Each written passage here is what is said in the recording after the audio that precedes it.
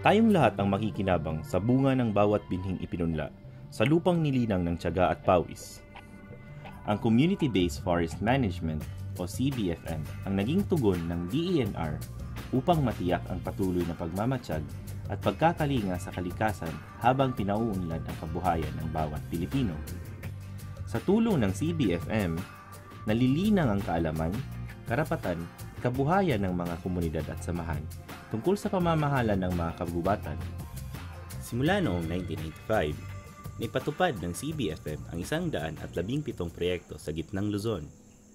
Sa Barangay Iba sa bayan ng San Jose sa Tarlac ay matutunghayan natin ang isang kwento ng pagpupunyagi at tagumpay. Nandito po tayo sa site ng San Pedro. Ang sakop po na area 997 hectares. 100 family dito sa loob ng area namin ng CBFM. Nung unang panahon daw, sir, ay yung mga kabundukan namin dito ay walang puno. Mahirap po ang buhay namin kasi kung minsan lang kaming kumain ng isang araw. Nung simula, yung mga anak ko, nung maliit pa sila, ang kabuhayan namin nagsasawali po. Ang hanap buhay ko ay isang magbubukid lamang.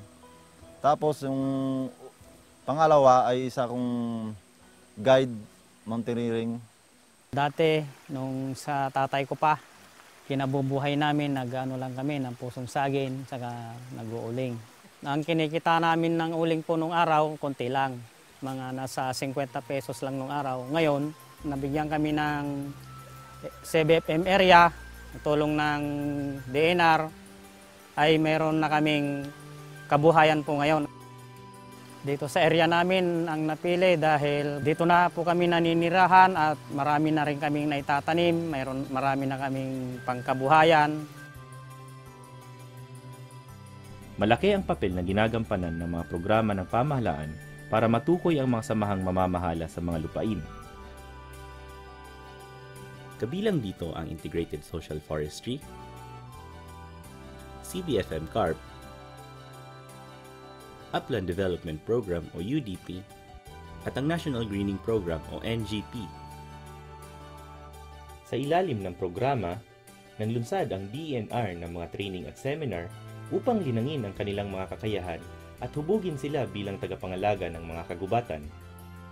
Unang inano namin dyan, binigyan namin ng focus, yung nursery establishment and plantation establishment and protection and maintenance.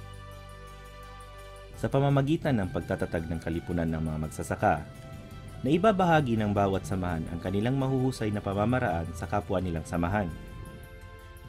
Dahil dito, lalong napapalawig ang kanilang kaalaman sa pamamahala ng kani-kaniyang nasasakupan.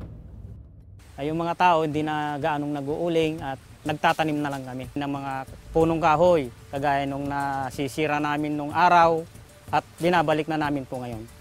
Mag-seedlings kami kung ano yung dapat namin i-produce na pwedeng mabuhay dito sa amin. Ang binigay po sa amin ng mga CBFM ay kagaya ng paper tree, mahogany, guyabano, tsaka mangga, tsaka langka, tsaka saging.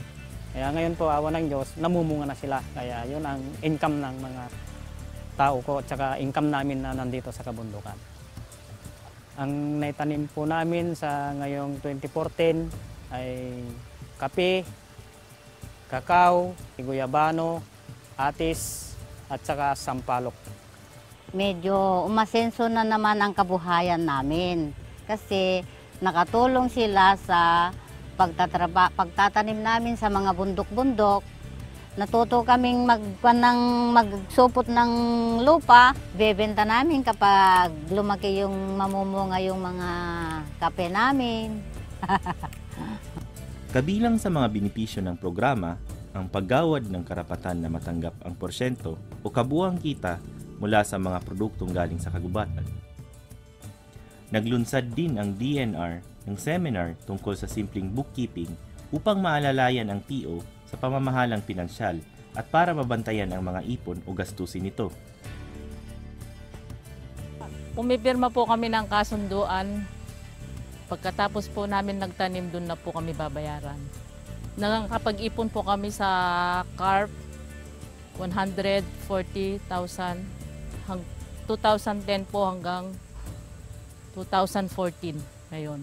Ginamit po namin muna sa pagtatanim ng NGP. Tapos po ibabalik din po namin ulit pagdating ng kapirahan po. Yung epektibo na bibigay natin sa kanilang kaalaman gagaling sa ating ding taas na pamunuan, na-absorb nila na.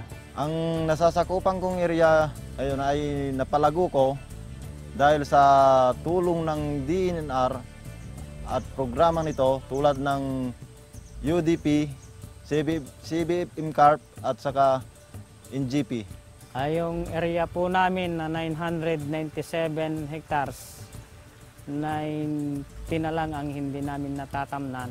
Susubukan po namin itong tamnan hanggang 2016. Ngayon po, yung mga tao ko dito, yung mga BOD ko, pagka nagpatanim po ako ng mga fruit bearing, inihiwalay ko po yung kung ilan ang area sa kanila. Halimbawa po, 10 hectares doon sa isa, 10 hectares doon po sa isa. Sila po ang mga kaantabay ko po na nagpapatanim dito sa kabundukan. Kung ano po yung kakulangan ko na hindi ko maipaabot sa mga ibang tao, sila po ang nagbibigay ng mga gawain dito sa kabundukan para full planted namin po ang kabundukan namin. Yung tagumpay ng ating isinusulong ng mga programang pangkalikasan, no, ay talagang nakasalalay sa kanila. Sila yung ating pinagkatiwalaan na bigyan ng mga lupain para i-develop. Ang kwento ng tagumpay ng San Pedro Upland Farmers Association ay isa lamang sa marami pang magagandang bunga ng mga programa ng CBFM sa gitnang Luzon. Dahil sa mga programa ng DNR ay ngayon marami ng puno at marami na pong mga ibon na pumupunta dito, dumadapo at nagpapasalamat kami at hindi na nasisira yung kalikasan namin. Yun ang i-produce natin na pagandahin ng bundok. Yan ang pagkukunan natin ng kabuhayan para sa mga anak natin na susunod na lumalaki. Kaya magtiyaga lang tayo ng hirap at saka ginhawa. Tulong-tulong na po kami dito na nagngangalaga sa mga tinatanim namin. Kaya nagpapasalamat kami po ngayon at meron kaming hanap buhay kahit papano para may balik namin po ang mga kalikasan para sa susunod na generasyon ay mapapaganda namin po yung mga area namin po dito. Tulong-tulong po kami para yung ikinabubuhay namin dito sa kabundukan at madadagdagan pa. Gusto namin madadagdagan pa.